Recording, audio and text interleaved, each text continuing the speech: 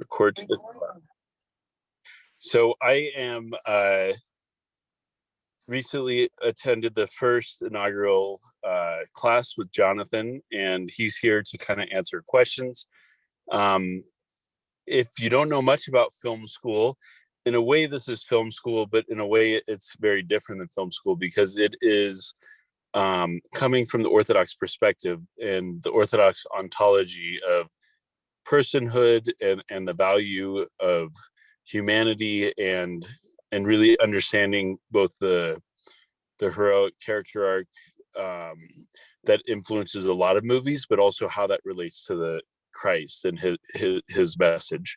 And I think that it's a unique opportunity to not only learn from somebody that's been practicing it for almost their entire life, but also to really have an opportunity to learn about the importance of story and film in an Orthodox environment with other Orthodox people, and something that's influenced by kind of the wisdom of the church and even the historical drama contained within our liturgical services. So with that, I'll introduce Mr. Jonathan Jackson, and I'm sure many of you have heard of him. He is, tell me if I miss any accolades, but an award-winning not only actor, but also he has directed, and most importantly, he has spent a good deal of time within Orthodoxy, but also starring in movies depicting Holy Orthodox people. And so he has a multifaceted and phenomenal and interesting perspective on theater, on movies, on drama, on story, and within the context of Orthodoxy. Thank you, Father Demetrios. That's very kind. It's so good to see you. Yes, thank you. Yes, well, as Father Demetrios mentioned, last year was our first year. It was the pilot year for Theoria, and it was, from my perspective, I certainly hope the students share this perspective, but from my perspective, it was fulfilling and enriching for me on many levels. You know, what I told the students up front was that I'm beginning from the understanding that I'm going to fail in this process, because art is not something that can be taught. It can only be caught. And so there's a sense of acceptance of failure from the beginning. Of these things are not fully teachable, but hopefully there can be inspirations and there can be doors that are opened that each person and each student can then, apply in their lives. So, and I started working in the arts when I was about 11 years old. And I was very blessed to come under the mentorship and tutelage of some incredible writers and performers who helped shape who I am as an artist and as a person, and I'm greatly indebted to them. And throughout the course of my life, I think maybe because I started so young, I don't know, but I've always had the mindset and the instinct that I don't know anything and that I'm just learning. And so I still feel that way. I learned so much from the observations of the students, from our dialogue together, from the questions, from the things we had to wrestle through. And I really wanted it to be an interactive experience, because art is a very personal thing. G.K. Chesterton, for instance, says that for the artist, nothing is perfect unless it's personal. So art is a very, very personal thing.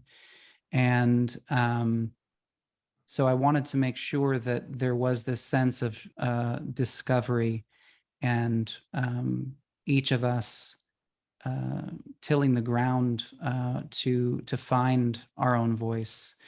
And that can be a little bit overused and trite, but there is a truth there. I would maybe elaborate that, finding your own voice, meaning kind of uncovering some of the mysteries of being made in the image of God, and not shying away from that, because that's a very dignifying, virtuous, and energizing reality, to see that we're made in the image of God. So I'm very excited about the second year of this. I'm so glad we've continued. As far as I know, we are working towards an accreditation, which is very exciting as well. It will again be from January through March. And we've added, I believe, and all of this is on the website, but I believe 14 weeks after the in-person. So we have, it'll be 12 weeks in person this year, and then another 14 weeks of each student working on a particular project after they leave the school. And then once a week during those 14 weeks, I will re-engage with the students to, in essence, coach and teach and answer questions as they're working through, whether it's a short film they've made or whether it's a screenplay they're writing or anything like this, and just kind of allow a little bit of extra time to complete a project and have the back and forth and the interaction. So before we get into questions, I'm very excited to hear from all of you. I wanted to read a couple things, and maybe some of you have already looked this up on the website. I don't know, but this was something I was given a question when the idea for this film school first came to me. And this was not something that I thought of. This was not my idea. I wasn't really looking to do this. It was an invitation that came to me. So it was a really important thing to wrestle through, this question, which was, does the world need another film school? It's a very relevant question. There are many, many out there, and many wonderful ones out there. And so this is just some of my thoughts that I wrote down, and this is, on the website as well. But I figured hearing it from me personally might be a good thing as well. So I said the answer to this question is no and yes. The world does not need another generic film school. There are many available throughout the world. However, there are no film schools that I'm aware of with the central vision and purpose being the artistic and spiritual empowerment of its students, and certainly none with an orthodox patristic vision of art and man's relationship with beauty. The vision of Theoria Film School is to equip, inspire, and prepare a generation of actors, writers, and directors to create profound works of art for the life of the world. The great Russian novelist Dostoevsky said, "Beauty will save the world." So we ask ourselves, what is this beauty? Is it not the mercy of the great physician, the suffering of the most excellent artist, the mysteries of the eternal poet, the revelations of the master of story? In the mystery of the Holy Trinity, the artist discovers the story of the divine martyr, the hero of heroes, the suffering victory of the Logos. Walking the same path of self-emptying love for the world, the artist begins to experience synergy with the Holy Spirit and create genuine works of art. We are not preparing our students to preach, but to reveal. Not to be polemical filmmakers, but poets of cinema. Theoria is a place where craft and spirit meet and work hand in hand. Our dream is to equip young filmmakers with the vision, courage, faith, and skill to make works of art in the tradition of Andrei Tarkovsky, Terrence Malick, Mel Gibson, and Christopher Nolan, among many, many, many others, Franco Zeffirelli being one. It has been said that theology cannot be taught, it can only be caught, and the same is true with art. Ultimately, it has to be caught and experienced personally as a revelation. Therefore, Theoria Film School's primary goal is to create an atmosphere where this mystery can be glimpsed, perhaps caught, and personalized in the lives of each student. St. Porphyrios says, Whoever wants to become a Christian must first become a poet. The world cannot see Christ through ideology or intellectualism, but it can experience him through poetry, parable, and revelation. And more than ever, the world needs artists who possess an authentic vision and experience of beauty. Is it not the same in our times as it was in Christ's? The world needs the grace of parables. And Theoria Film School is committed to the timeless vision of beauty, goodness, and truth.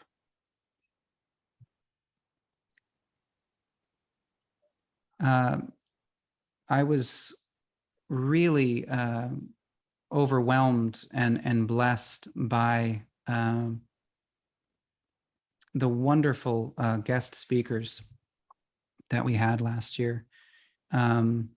I'm going to see if I can actually look up the list real quick here, because I can't remember everyone. Okay, so last year we had Anthony Geary.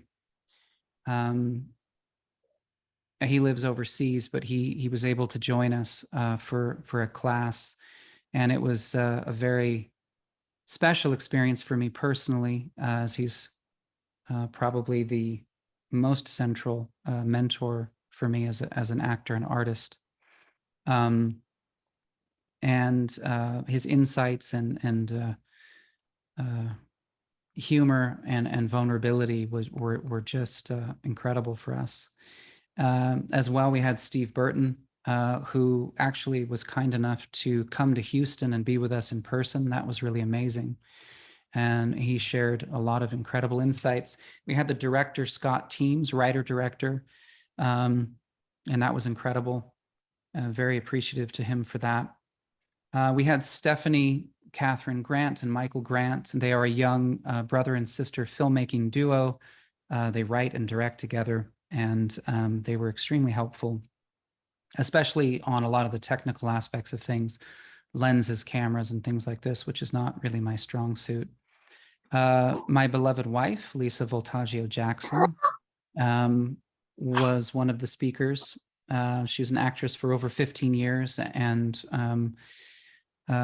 gave a very personal testimony of her life in the arts and observations of those things. On the academic side, we had Professor Tobias Pontera, and he wrote a wonderful book about the director Andrei Tarkovsky and his use of music and sound. And that was very insightful and very helpful for the film school. So I was grateful to him. And finally, we had Professor Timothy Petitsis, and he wrote an incredible book called The Ethics of Beauty, which was, it's one of the most profound books I've read in many, many years. And he as well was generous enough to fly to Houston and be with us in person, which was really amazing. So we already have more people saying yes this year as guest speakers. I'm not sure if I'm going to announce it just yet today, but many of you, if you've followed, some of my career or projects, will know who they are, and it'll be very exciting to have them participate and to get their insights. So with that, I think I'll just open it up for some questions, and feel free. I'm not the most proficient with Zoom, but go for it. We're small enough you can probably jump in, but yeah, I think so. Otherwise, raise your hand or chat, and I'll. Hi, it's Professor Lenny Kalor from Pittsburgh, and my Yes. son Constantine. He actually already committed, so he's very excited for this year. Wonderful. I was just curious, what are some of the participants from last year doing? Well, I mean, like most artists, there's a combination of pursuing your art and, continuing on with other facets of your life, whether that's education or work. we had a really nice range of age last year. It'll be interesting to see what happens this year, but we had, ranging from 18 to, early 40s. And that was really great, actually, because the conversations and the interaction that we had was lovely. It added a lot. My son Caleb was one of the younger students, and so he went through the whole program with us. And he just turned 19 a few weeks ago, and he just finished his second screenplay. So he's really, taken to it. And his second screenplay he wrote after we did the film school, and it was really lovely to hear from him. He said, going through all of that has helped me so much in writing this second screenplay and kind of understanding what's happening and what I'm doing with the story and the characters. And that was great. He's planning on more short films this year. He's writing another short film right now. I know Father Demetrios is working on his script. And I know, some of the other students as well are working on screenplays. So, making short films is very important to learning this craft. You on some level, like almost everything, really, you do have to. This is it's not something that can be learned on a page. It has to be, worked out. Singers have to sing, and you have to work your voice. You have to go through the editing process and work with actors and feel what this is like. But I will say this as well, that I think filmmaking is such a collaborative effort that it's not the easiest thing to make a film. It takes a lot of people and it takes a lot of time.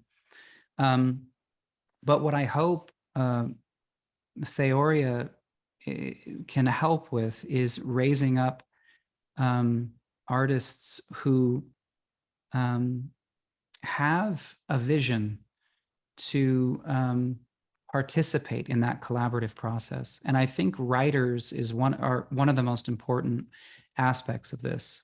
One of the things that we are lacking tremendously is great scripts that have meaning. This is and I know producers and different film companies who want content, and they want to make films of meaning and stories of meaning, and they're hard to come by. So we need to raise up more and more artists, and the same goes for actors and actresses. But particularly, I would say the center of it would be to start with writing, with writers. And so, that's certainly one of the main focuses. And I would also say, let me just throw this out there. I think I have a list of the classes, just to say. I know it's on the website, but so we have 5 different courses. One is called Approaching the Mystery of Art, which is mostly based on the book I wrote that Ancient Faith published, called The Mystery of Art, which is an overview of sort of the ethos of an artist working from a spiritual perspective, and very much so from a place of prayer. And the next course is about screenwriting, Parables of Light, the Art of Screenwriting. So we really do a deep dive there, going all the way back to Aristotle's Poetics and Shakespearean tragedy, working all the way up to, modern screenwriting and storytelling.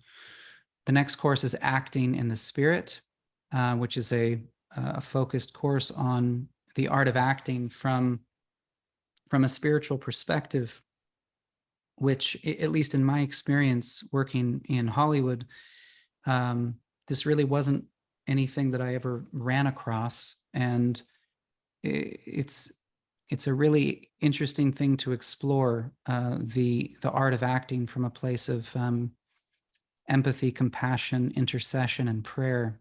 for the world and for those who are suffering. And then there's Parables of Light Part 2, which is the art of directing in filmmaking. And we get much more specific into the vision of a director and that job, what it is. And we focus a lot on Terrence Malick and Tarkovsky in particular. And then the last course has to do with music and sound in film, which is also very important. The reason I'm laying all that out there is to say that even though the Theoria Film School covers all of these courses, someone who's considering participating, they don't need to want, how do I say it?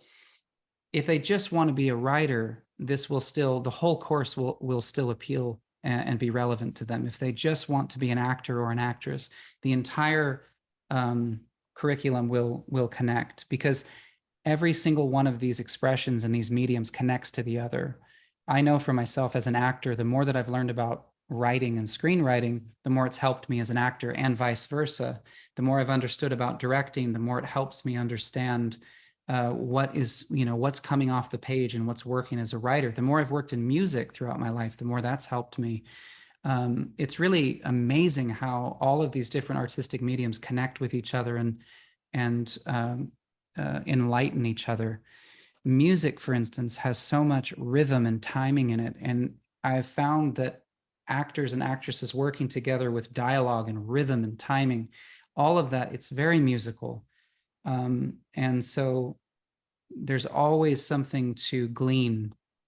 So if somebody's, thinking, well, I don't really want to be a director. I am interested in writing, but I don't really need to be a director. It's all going to be relevant. It's going to connect to your, desire and interest in becoming a screenwriter. Thank you. Thanks. Anybody else? Yeah, just feel free, because I think, you can just chime in. Hi, my name is James Giuliano. I'm from Killeen, Texas. Hi, James. I was really just wondering, like, over the time of the course, what is like a typical day or week look like during that? Yeah, that's a great question. So what we do is, I think last year it was Monday through Thursday, and then Friday was a bit of a free day to work on various things. We would have a morning class either from 9 to noon or 10 to noon, depending on how much needed to be covered in the class. We'd break for lunch, and then we'd have another 3-hour class from 1 to 4. So it's 5 or 6 hours, either Monday through Thursday or Tuesday through Friday. I can't remember what we're landing on this year. And that's, what we found was that was plenty. There was so much to cover, 4 days a week with that kind of. And what we did was we staggered the courses. So we began with the mystery of art, but I think what we did last time was the art of screenwriting started simultaneously. So I would do the mystery of art in the morning, the art of screenwriting in the afternoon, and they would stagger like this until one course ended. And then the art of screenwriting would take the morning slot, and acting in the spirit would take the afternoon slot. And so everything was just kind of building on top of each other in some kind of, harmony. And that was really nice. That seemed to work quite well. And if there's anything else specifically, James, within that, if you have any other follow-up questions, feel free. But that's sort of the basic structure of the residency part of it. Well, thank you. And there was always time for a lot of Q&A and dialogue. There was a lot of interaction that took place, and things came out of that was great, that you just can't plan, which, funny enough, is very much like what you're looking for as an artist when you're acting or performing, is those spontaneous moments. Jonathan. This is Rob Edwards. I'm from Conway, Massachusetts, out in Hi, western Rob. Massachusetts. And Very good. so I had a question in terms of, the school being new and of course, starting where it's at and the mission being the truth, and goodness and beauty. And you were talking about sort of the future aspirations of where it's going. Mm-hmm. Are you seeing or hoping to sort of create a bridge from that to happen from the school to actual production in the future? Or is it that's a great isolating the question. school Yeah. itself? I personally have that in my mind. Yeah. I mean, I don't know if that's going to happen necessarily, but I think it could, and I think it's kind of a natural, development really. So yeah, absolutely. I think that's in our sights. There's a larger conversation around all this in terms of the way that the business, let's say, of the entertainment business has a certain way of functioning, and oftentimes the way that they function, more stories that have more depth oftentimes get kind of squeezed out altogether or put on the peripheral. And but I think there's a hunger in people. I think we're all kind of seeing it. There's so many people I talk to who have been just so disappointed over and over and over and over again with the things that are being made and released, and we're hungry for a higher or deeper experience. So I think that this is kind of preparation, really. I think it's like, let's prepare the artists, because I think funding outside of the traditional Hollywood system is happening, and it's going to continue to grow. But we need artists. We need artists that are like really capable and that understand the sort of eternal archetypal realities of storytelling, and are in it for the right reasons. So I think this is a preparatory thing that's happening right now, but a lot is coming together, and I think Theoria, as a film school and as potentially in the future as actually making productions, I think that's possible. Yeah. I have a question. I'm his wife, Emily. Hi, Emily. We're still deciding, which one of us might take the course. We have 5 kids, one's going to college, so 4 kids. Wow. Congratulations. Anyways, that's amazing. Thank you. I was wondering, like, in terms of on-site time, is it more like reading discussion based, or are there like actual, which is awesome, but are there actual like projects that we'd be working on, or is that more what the post time is allotted? Yeah. Well, it's both. I mean, the in-person will certainly be a lot of not only lecturing, teaching, Q&A time. It's also going to be a lot of, we watch films together and observe them, and we take what's being talked about, and we then, let's watch this film now and talk it through and see, how this is working, why this works so well, or why this doesn't work so well. So there's a lot of interaction. What we did the first year is we built in towards what ended up being like a group project. It became a group short film. And, so depending on each year, the amount of students, what their interests are, because the group maybe won't gel perfectly to do a group project. And so I'm trying to be very open to who the students end up being. But we have time set aside to do, write a short film, do pre-production, actually film it. And then, we got to the point where basically a rough cut edit was completed. But one of the reasons why we added this 14 weeks after is so that whatever a student is working on, they can continue that. Or maybe they do a group project together in the film school, but then you get to pick like, okay, what I really want to do for me, because let's just say you say I'm more interested in screenwriting, and you go, okay, well, spend the next few months working, and then every week you can get together and say, okay, what are you struggling with? Where are the roadblocks? What's developing? And someone else might be in the process of editing a short film, or on the directing side of things. So it's the answer. The quickest answer is it's both.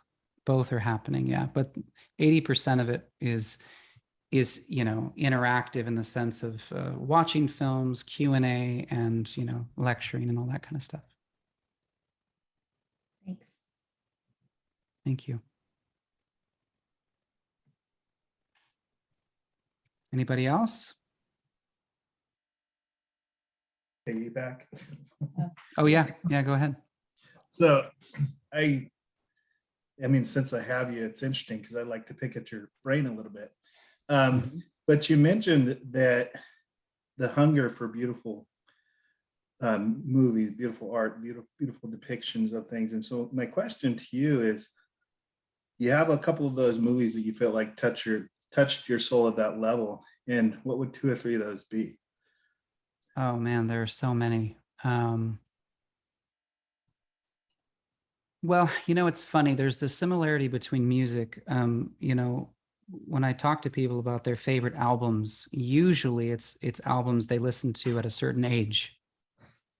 So oftentimes with artistic encounters, it's the film itself or the album itself, but it's also when you heard it or when you saw it, right? And so I saw Braveheart in the theater at the exact right time that I needed to see that film, and it completely changed my life. And still to this day, when I rewatch it, to me, it's an absolute masterpiece. Terrence Malick's film Tree of Life is also one of those films for me. Boy, there's so many. In the Name of the Father with Daniel Day-Lewis. Certainly. Andrei Rublev, Tarkovsky's Andrei Rublev. Franco Zeffirelli's Jesus of Nazareth.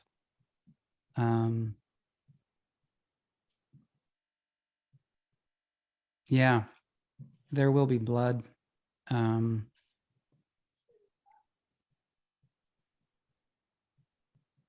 Yeah, I mean, again, it goes on and on. Jerry Maguire.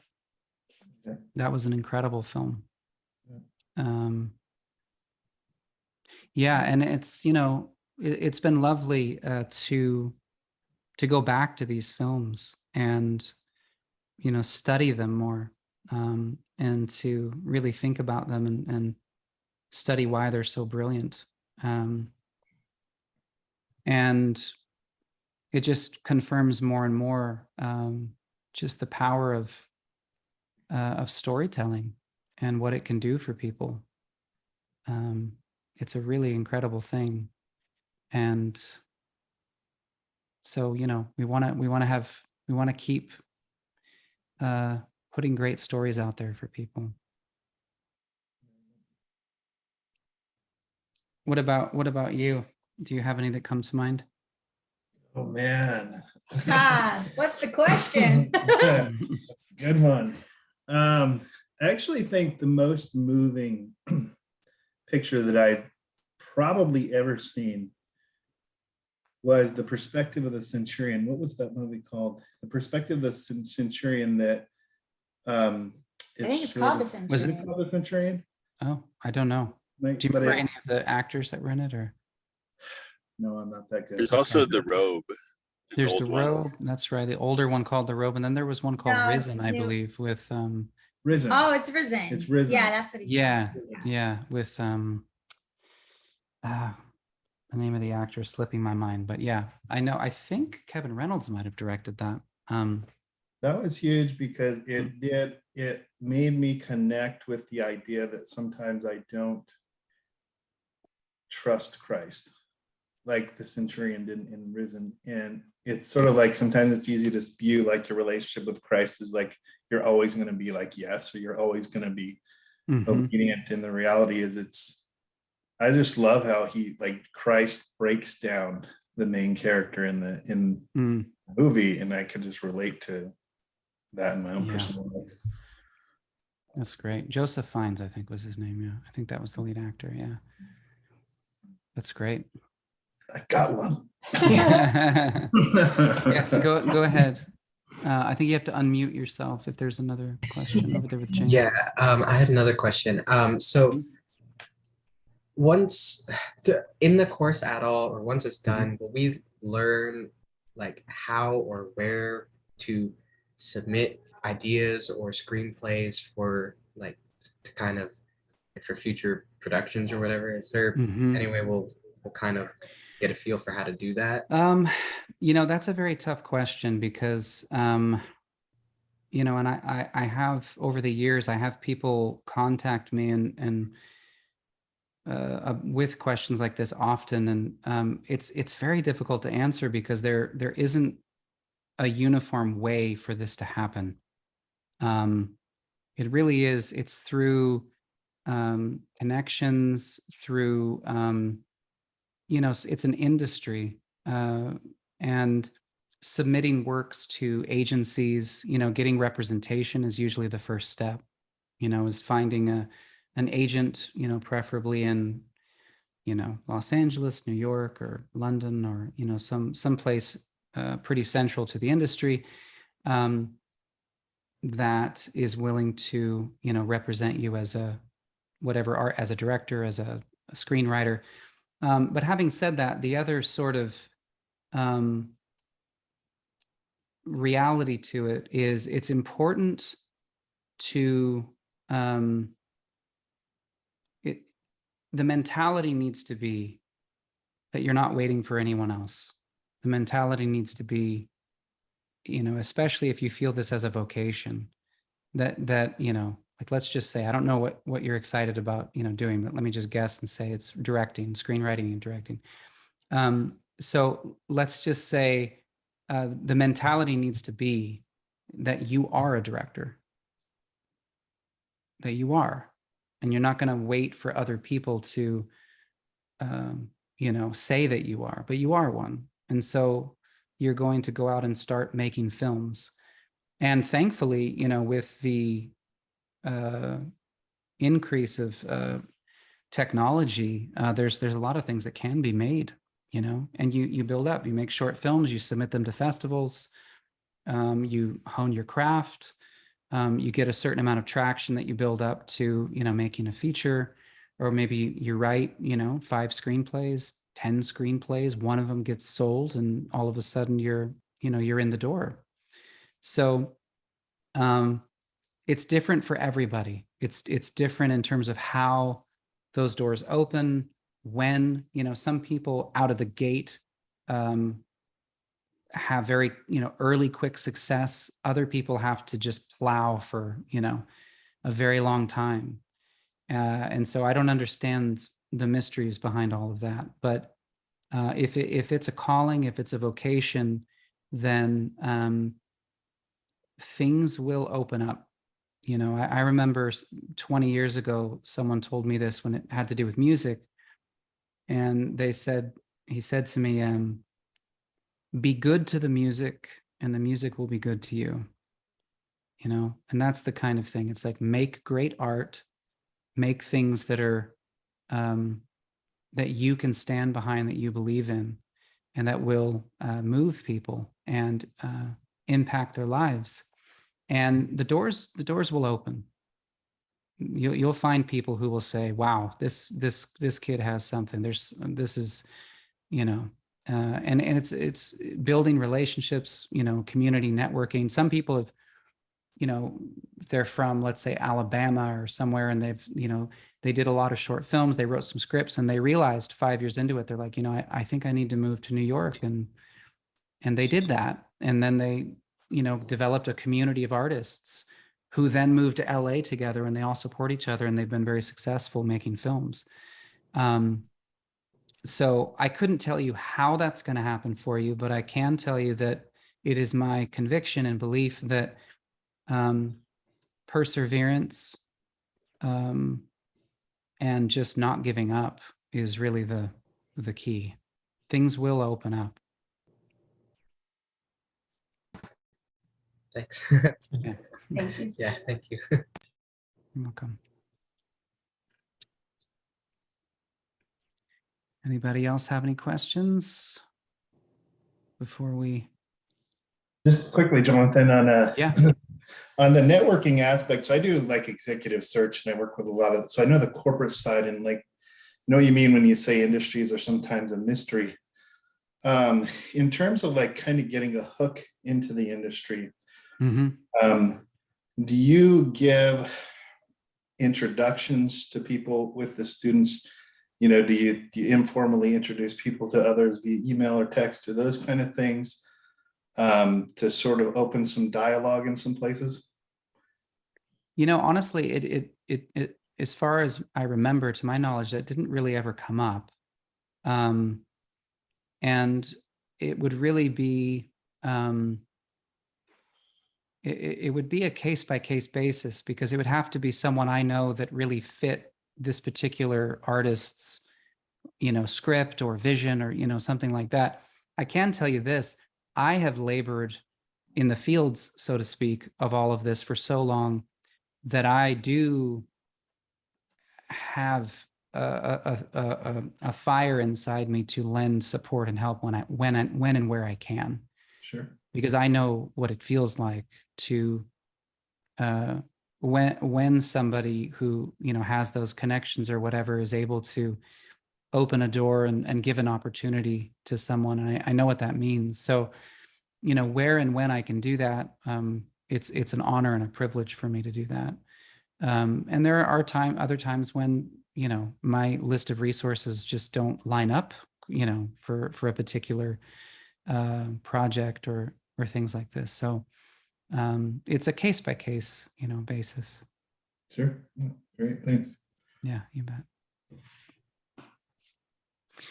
You know, and I can just add to all of this really is that at least for myself, well, and even the students, you know, from last year, there was something very life-changing about setting aside this kind of time to focus on beauty and goodness and truth and suffering and redemption and hope, and, you know, just to set aside this amount of time to have the privilege to, you know, really take a deep dive into these things. I found it to be quite invigorating and healing for the soul. And, you know, so if for me, I get energized talking about these things. I could genuinely just talk about it for days and days. And even when I'm not teaching, that's what I'm doing. I'm writing screenplays. I'm, you know, developing projects and just reading books on all of this stuff, on beauty and history, and because it's really an inexhaustible well. And I think there's a certain timing going on in the world where we just do need this kind of reinforcement of meaning. So anyway. Anybody else? I don't want to shortchange anyone, but I also don't want to drag it on here. So I don't really have a question, but I have to say hi. Okay. Well, I do have a question. Oh, hi, Susan. Hey. Oh my God. First of all, I love that you're doing this. I'm just about to cry as you're talking about setting aside this kind of time to focus on beauty. Because first of all, I'm thinking, I so want to go. I'm going to a monastery next month for my birthday. Wow. But anyway, Wonderful. so I do have a question. Is any of this ever going to be virtual, which would not be nearly as magic? But yeah. You know, at this stage in the game, at this time, the answer to that is no. Yeah. You know, we have talked about it, but we just felt like there's so much that happens when you're in the room together that is important and necessary.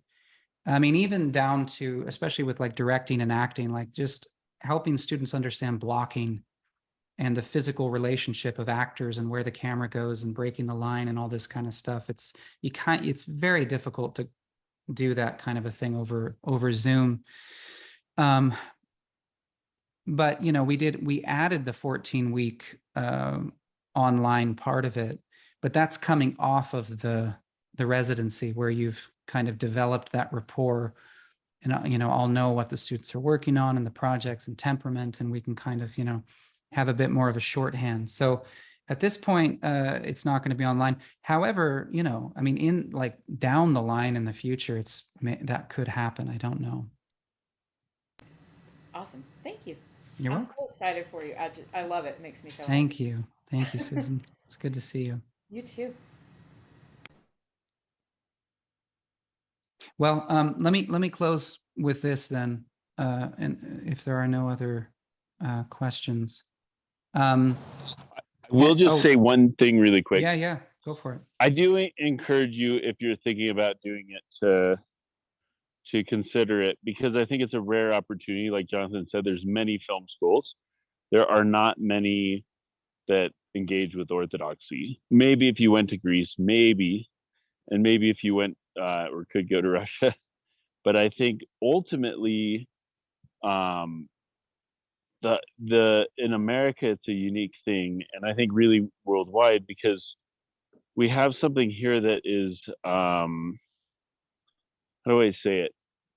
Like, America is a image-based culture, much like the Roman Empire that Christianity grew up in. So the iconography, the architecture, the spatial relations are very parallel between the Roman Empire and America. And I think that we speak this visual language, but what we as Orthodox don't know how to do is how to translate that language that we already understand, or translate our orthodoxy into that language. And I think it's not overtly like, I'm going to make religious films. That's really not the purpose of this. This is about telling beautiful stories that will, you know, ultimately, if you create beauty, like Dostoevsky says, beauty will save the world. If you create beauty, what happens is you start to sanctify the world, like Saint Seraphim of Seraph says. If you sanctify yourself, you'll sanctify thousands around you. If you save yourself, you'll save thousands around you. And you begin to maybe push back on some of the world and bring it back to the reality of the beautifulness of creation. And as a co-creator, you are doing, you know, synergon, you're doing work with God. And so I think we kind of have to understand that very basic concept. And I think that is the number one reason to do this, because we're doing it in light of that, with that ontological understanding of who we are as creatures and artists. Yes. Yeah, that's beautiful. Yeah, that's a very important thing to emphasize, you know, and one of the terms that was used a lot during the film school was, you know, poetic filmmaking. And I think there's something there, the poetry of cinema. So it's not, you know, it really is not a cheap excuse to, you know, try to proselytize or convince someone else to think the way you do. It's a very honest, humble and authentic exploration of the meaning of life. And that just lines up with the beauty and the artistic, you know, vision of the fathers of the church. Saint Sophrony of Essex is a very central figure in this, as an artist himself, and some of the things that he articulates. And just maybe to jump off of that real quick, I'll just finish by reading this, because it's just It's just a portion, a small excerpt from Solzhenitsyn's Nobel lecture. And he says, Dostoevsky once let drop an enigmatic remark, beauty will save the world. What is this? For a long time, it seemed to me simply a phrase. How could this be possible? When in the bloodthirsty process of history, did beauty ever save anyone, and from what? Granted, it ennobled, it elevated, but whom did it ever save? There is, however, a particular feature in the very essence of beauty, a characteristic trait of art itself. The persuasiveness of a true work of art is completely irrefutable. It prevails even over a resisting heart. A political speech, an aggressive piece of journalism, a program for the organization of society, a philosophical system can all be constructed with apparent smoothness and harmony on an error or on a lie. What is hidden and what is distorted will not be discerned right away. But then a contrary speech, journalistic piece or program, or a differently structured philosophy comes forth to join the argument, and everything is again just as smooth and harmonious, and again everything fits. And so they inspire trust and distrust. In vain does one repeat what the heart does not find sweet. But a true work of art carries its verification within itself. Artificial and forced concepts do not survive their trial by images. Both image and concept crumble and turn out feeble, pale, and unconvincing. However, works which have drawn on the truth and which have presented it to us in concentrated and vibrant form seize us, attract us to themselves powerfully, and no one ever, even centuries later, will step forth to deny them. So perhaps the old trinity of truth, goodness, and beauty is not simply the decorous and antiquated formula it seems to us at the time of our self-confident materialistic youth. If the tops of these three trees do converge, as thinkers used to claim, and if the all too obvious and the overly straight sprouts of truth and goodness have been crushed, cut down, or not permitted to grow, then perhaps the whimsical, unpredictable, and even surprising shoots of beauty will force their way through and soar up to that very spot, thereby fulfilling the task of all three. And then no slip of the tongue, but a prophecy would be contained in Dostoevsky's words, beauty will save the world. For it was given to him to see many things. He had astonishing flashes of insight. Could not then art and literature in a very real way offer succor to the modern world? Who else but writers shall condemn their incompetent rulers? In some states, this is in fact the easiest way to earn a living. It is done by anyone who feels the urge. Who else shall censor their respective societies, be it for cowardly submission or for self-satisfied weakness, as well as the witless excesses of the young and the youthful pirates with knives upraised?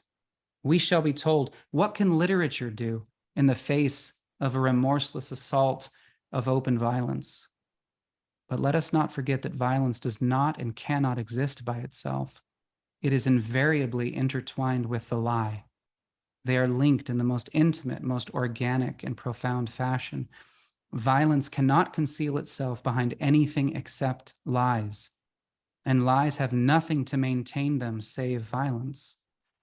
Anyone who has once proclaimed violence as his method must inexorably choose the lie as his principle.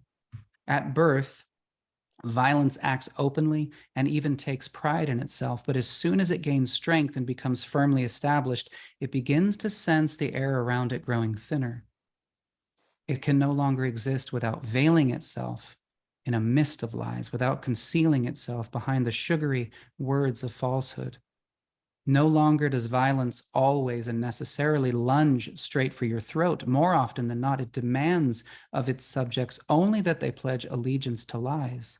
that they participate in falsehood. The simple act of an ordinary brave man is not to participate in lies, not to support false actions. His rule, let that come into the world. Let it even reign supreme, only not through me. But it is within the power of writers and artists to do much more, to defeat the lie.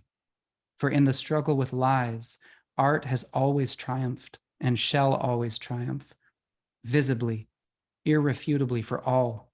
Lies can prevail against much in this world, but never against art. And no sooner will the lies be dispersed than the repulsive nakedness of violence will be exposed and age-old violence will topple in defeat.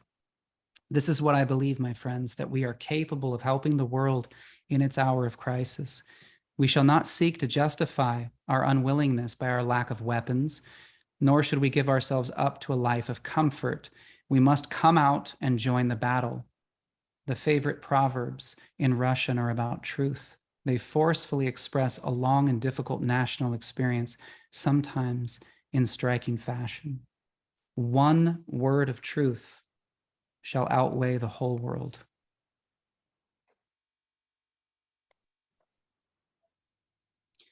And that is an excerpt from Solzhenitsyn.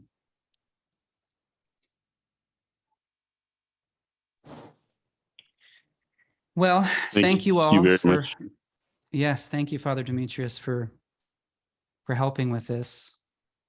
And thank you all for joining us.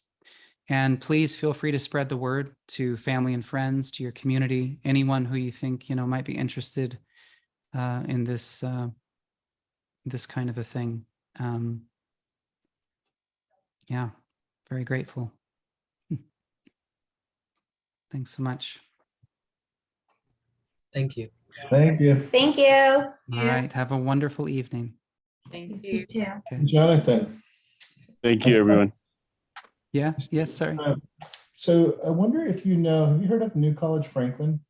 No, I haven't. They're very much in line, and they're new. They're about 8 years old. But Carolyn Weber, she's a pretty decent writer. She's in the Nashville area.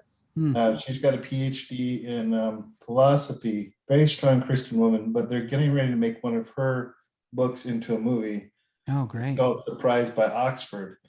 And she's bringing on, they're kind of in line with this. And if you were to read their mission statement, you guys would overlap almost perfectly.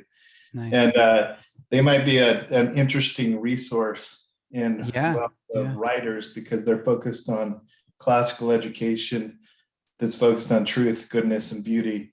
Wonderful. All these same books, all these same, it's all the same I'll stuff. have to look them up. What was the name again? New College Franklin. Okay. Yeah. It's in that's good. Franklin, Tennessee. which you should probably Yeah, know. no, we're familiar with. Yeah. Yeah, we're right here. That's great. Thank you. All right. Thank you. Thank you. All right. Have a good night. Night. Bye.